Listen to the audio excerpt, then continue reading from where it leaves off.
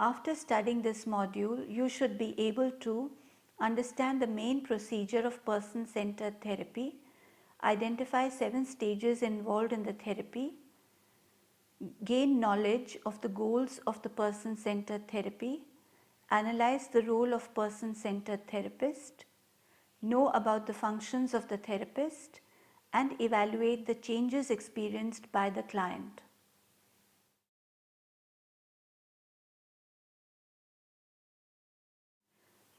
As we are aware that person-centered therapy has been referred to as client-centered therapy or the Rogerian psychotherapy, person-centered therapy has originated by Carl Rogers, one of the founders of humanistic psychology in the year 1940s and 1950s.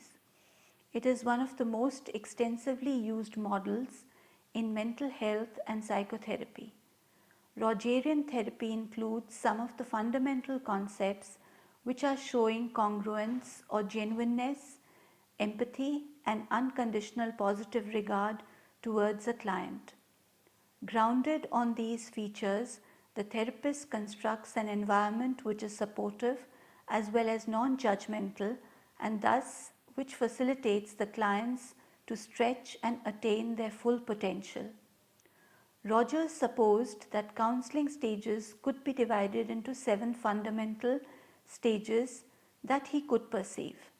He believed that these stages helped him to analyze if his clients were making any progress in therapy or whether they seemed to be caught, for a time, unable to move on.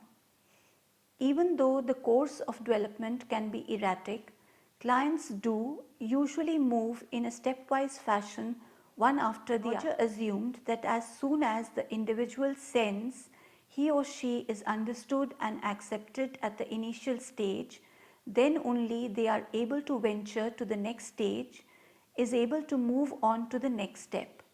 Finally, it won't be wrong to say that Roger assumed that the number and nature of these processes need not be fixed. There may be more or less number of stages than 7.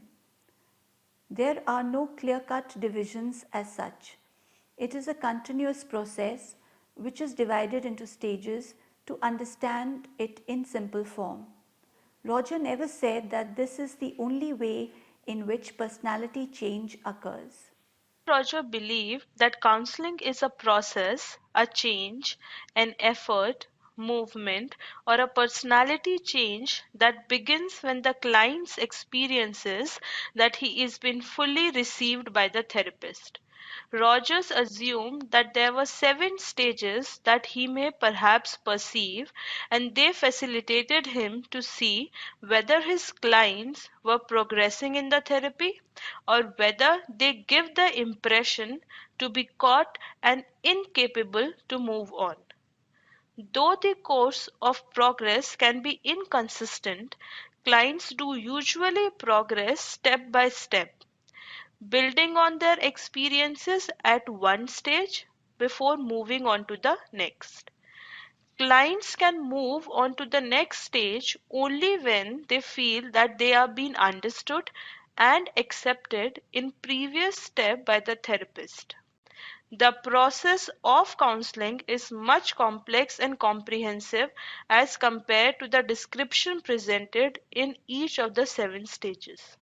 Despite the fact that there are 7 stages in counseling process, a small number of people enter therapy at a particular stage and go on through to stage 7. Even quite a number of individuals drop out of therapy at an early stage. And if they continue in the therapy and feel it has been effective for them, then positive and meaningful change take place. Even though Roger proposed 7 stages, it is evident and clear that each individual is unique and would experience therapy in a different way, will have diverse apprehensions, and will be content to leave therapy at different times. Stage 1. During stage 1, usually the person does not know or recognize their feelings or any of the connotation that might be attached to those feelings. Clients in stage 1 is very reluctant to disclose anything about themselves. These individuals are not very open with their emotional state, with which they are not aware of or ignorant anyhow. Rogers assumed that such people will not see therapy as useful and therefore would see no value in therapy and consequently unlikely that they would take part in it. Client does not communicate himself but only communicates about externals. The person at this stage does not recognize themselves to have problems, and if they have these problems, they externalize it and feel it is not to do with self. In other words, they lack self-awareness. They does not like close intimate relationships with the therapist. There is no desire to change and does not communicate about themselves but only communicate about externals. There is much blockage of internal communication between self and organism. Such individuals try to deal with life in ways that turn away attention from themselves and their feelings, as they believe that if they would display their emotions, it would be considered as their shortcoming.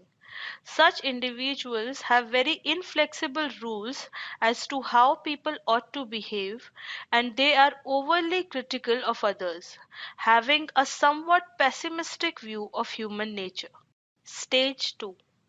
In this stage, when the individual in the first stage believes that he is being received by the therapist, the second stage begins.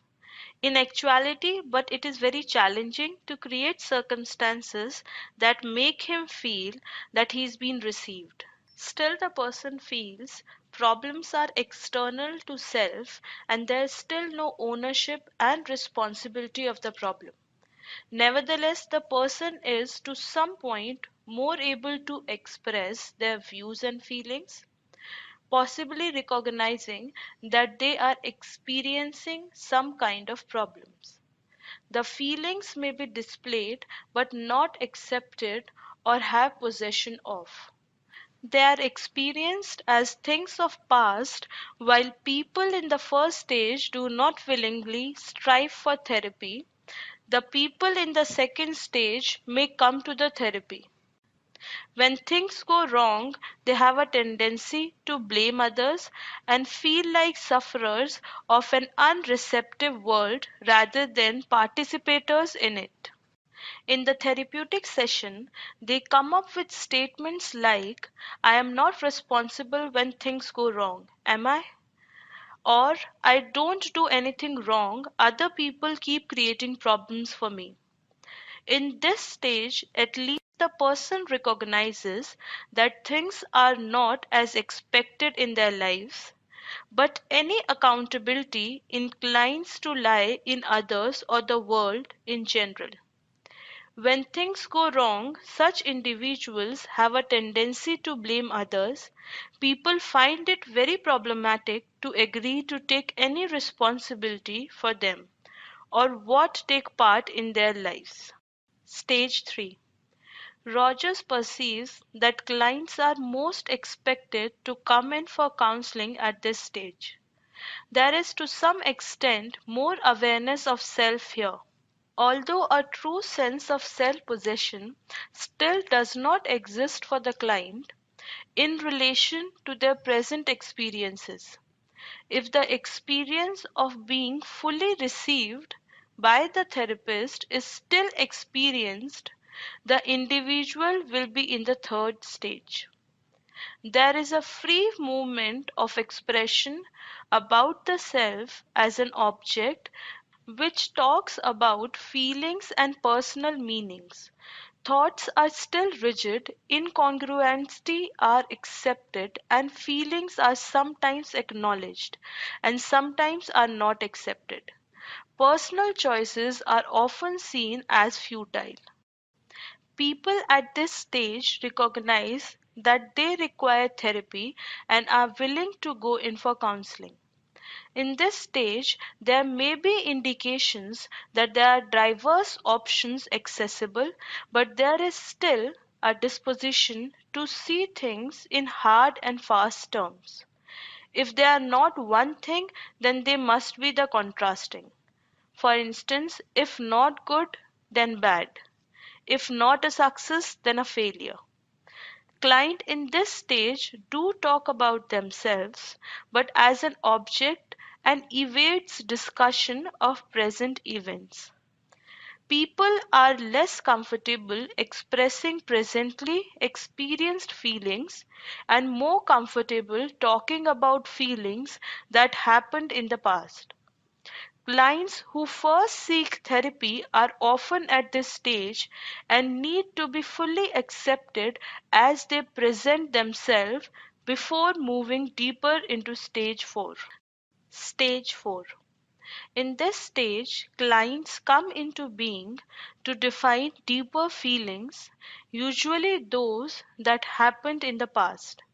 When the client experiences the loosening with continued feeling of being understood, received, and accepted, he will be in the fourth stage. He is troubled of expressing and rather questions the validity of negative feelings.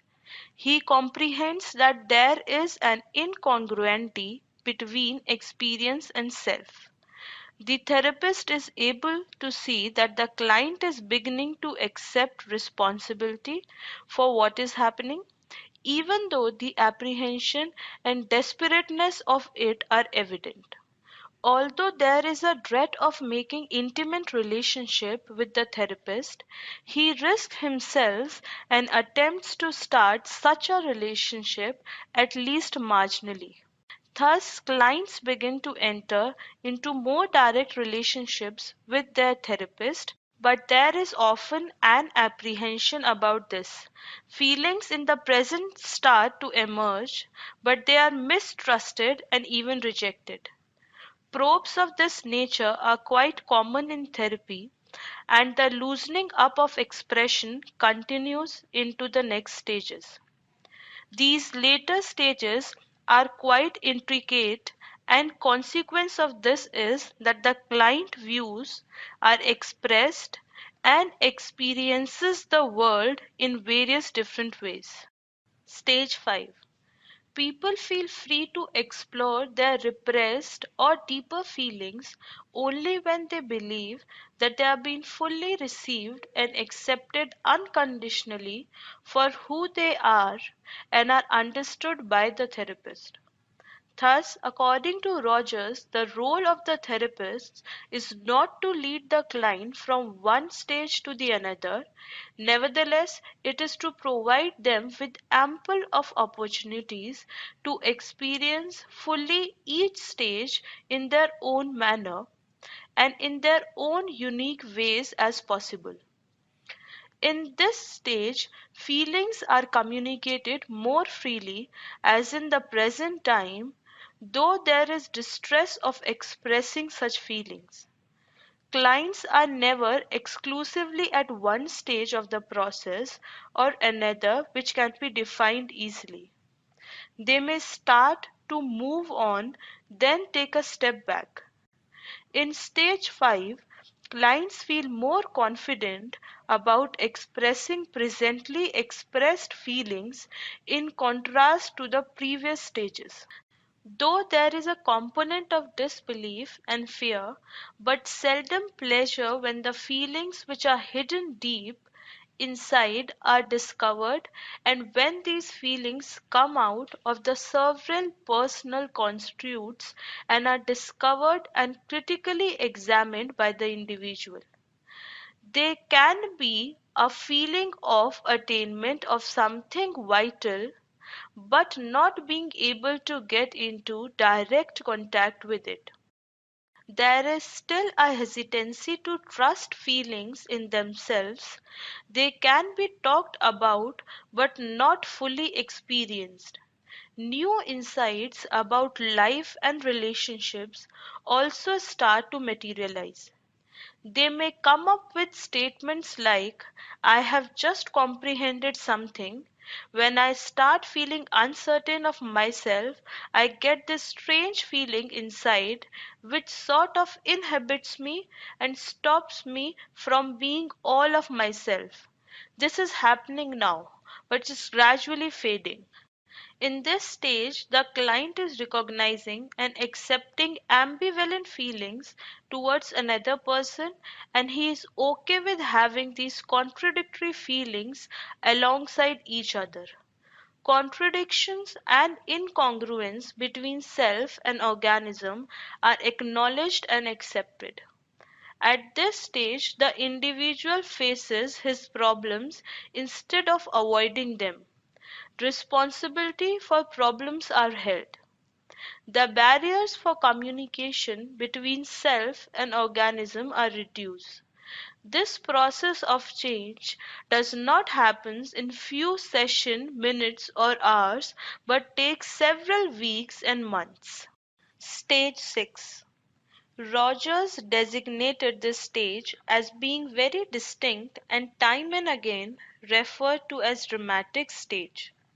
It is categorized by feelings until that time suppressed, becoming fully experienced in the present moment. Experiencing at this stage takes on a real process quality. There is congruence between organismic experience and conscious awareness. This attentiveness is critical, clear, and full of meaning. The self which previously has been experienced as somewhat disjointed is now experienced as an integrated whole. Mind, body, emotion, intellect, and client experience movements of full congruence. There are no problems, external or internal. The client is leaving a problem, and the problem is no more arising and summarizing. This sixth definable point on the process of continuum is highly crucial. Here the experience is fully in awareness, fully accepted, and the problems, if any, are dealt effectively like other clear reality. Previously felt ambiguities and uncertainties now start to fall into place and become clear. These experiences are irreversible and produce changes in attitude and perception that are quite noteworthy. Feelings start to flow freely and reach their full conclusion. Prior doubts about the prospective destructiveness of negative feelings fade away, and feelings are seen as enriching experiences, not ones to be eluded. The way the world is viewed is never the same again. One of the most remarkable findings made by many people at this stage is the realization of care, concern, and tenderness for oneself. Stage 7. Rogers thought that the changes made by clients in stage 6 have a tendency to be irreversible. This stage take place as much outside the therapeutic relationship as in it, and often reported rather than experienced in the therapeutic hour. The main feature of this therapy is that the person who reaches this stage have a new frame of mind with all their experiences. They are neither left without nor deferred. These feelings are never trusted or owned. The events and situations are experienced and understood in their newness, not as the past. The self becomes the subjective and reflexive awareness of experiencing. Now, self is not a perceived object. Internal communication is clear and accurate. The feelings and symbols are well matched. By this stage, people are effecting change for themselves, and the need for therapy is more or less over. In the therapeutic circumstances itself, client and therapist work dynamically in partnership to explore ways in which newfound confidence can be used and experienced in the world outside.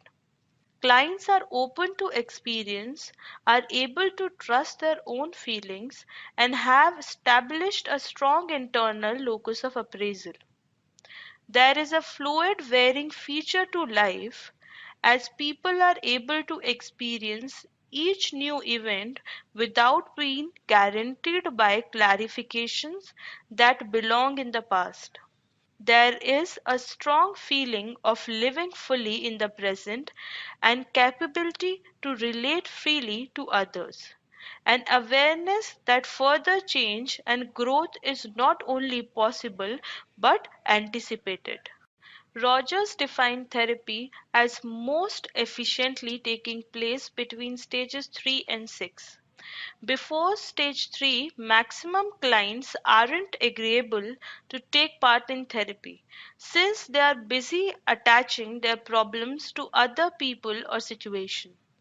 Also, initially in the progression, clients have a tendency to engage themselves in their past and external issues or people. It takes a while for people to realize their own part in their problems. Most things can't change until the client takes some ownership of the problem. All being well by the time the client moves from stage 6 to 7. The change process takes on a life of its own, and the person will continue growing even after leaving therapy. Thus, it can be concluded that in general the client owns responsibility for his problems. They live full in themselves. Now the paradigm is shifted from rigidity to flexibility, fixity to fluidity, and from stagnation to flow. The fundamental purpose of therapy is to provide a climate contributing to facilitate the individual to become a fully functioning person. Before clients are capable enough to work towards that goal, they must first get rid of the mask they wear, which they have brought about through the process of socialization. Clients come to recognize that they have lost contact with themselves by using cover ups to shield themselves from others and themselves. The goals of person centered therapy are not the same as those of traditional approaches. The person centered approach purposes in the direction of a greater amount of independence and assimilation of the individual. Their concentration is on the client as a person, not as a patient.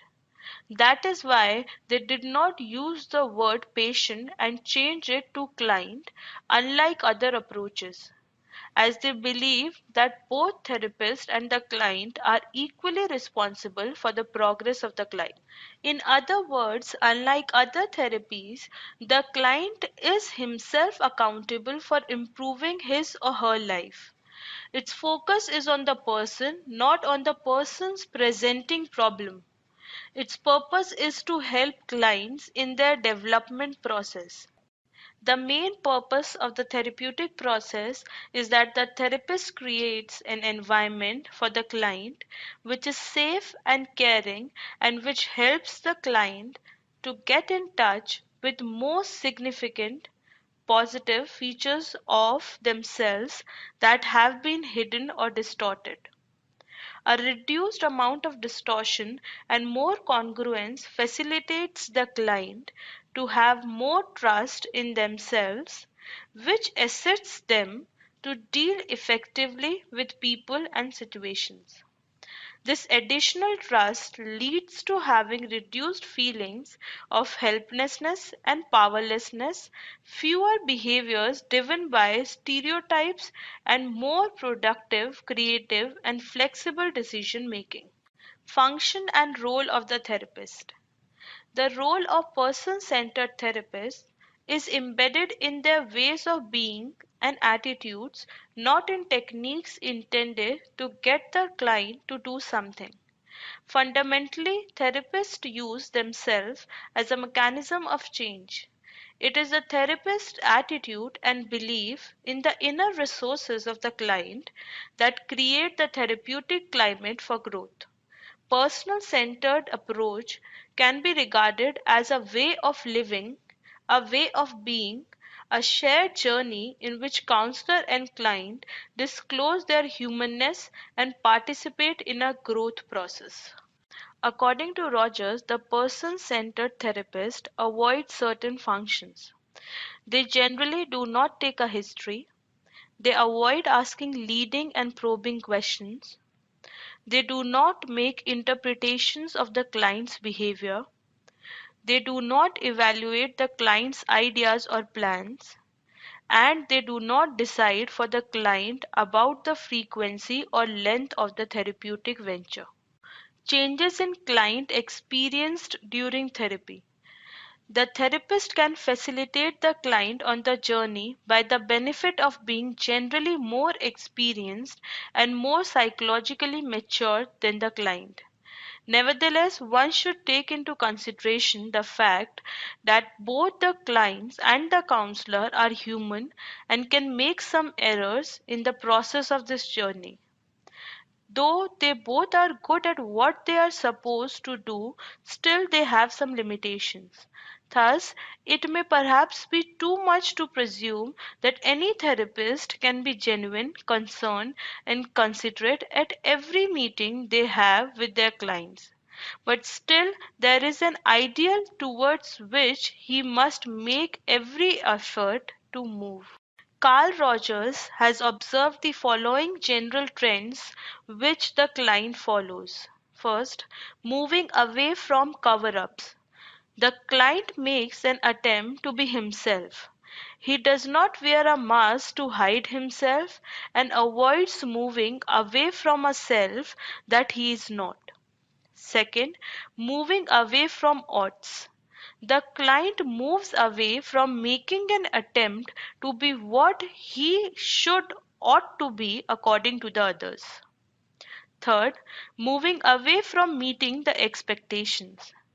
During the process of the therapy, the client makes an effort to move away from what the culture presumes him to be. Fourth, moving away from pleasing people. Here, people realize that they are behaving and spending their most of the time in pleasing others, not themselves. In Rogerian counseling, they move away from this tendency. Fifth, moving towards self direction. The client now begins to move towards the course of self sufficiency. Sixth, moving towards being process. Clients appear to move in the direction of a process, fluidity, and changing towards betterment. The striving for conclusions and end states seem to diminish. Seventh, moving towards being complexity. The clients move towards becoming all of the complexity of one's changing self in each substantial movement, all the richness and complexity with nothing hidden from oneself and nothing be terrified of in oneself. 8. Moving towards openness to experience.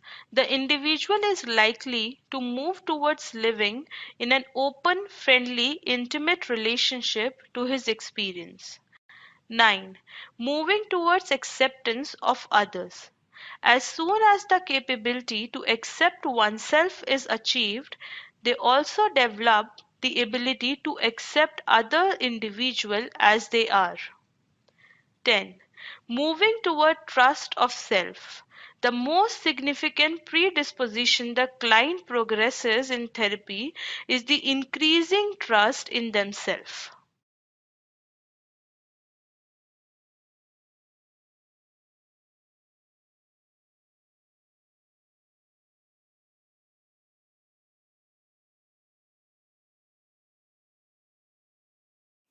Now let us summarize this module.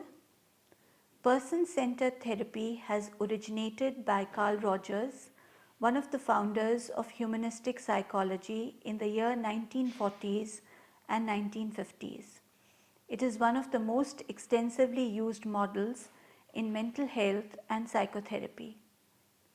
Rogerian therapy includes some of the fundamental concepts which are showing congruence or genuineness, empathy, and unconditional positive regard towards the client. It was supposed by Carl Rogers that therapy is composed of 7 steps or stages, and these stages helped him to understand if the client were progressing in the therapy or not. The therapy helped him to facilitate the process and to know whether the client was capable or not moving on to the next step of therapy and resolve their issues. Clients can move on to the next stage only when they feel that they are being understood and accepted in the previous step by the therapist. Rogers assumed that the stages between 3 and 6 are most crucial and maximum changes take place in this period.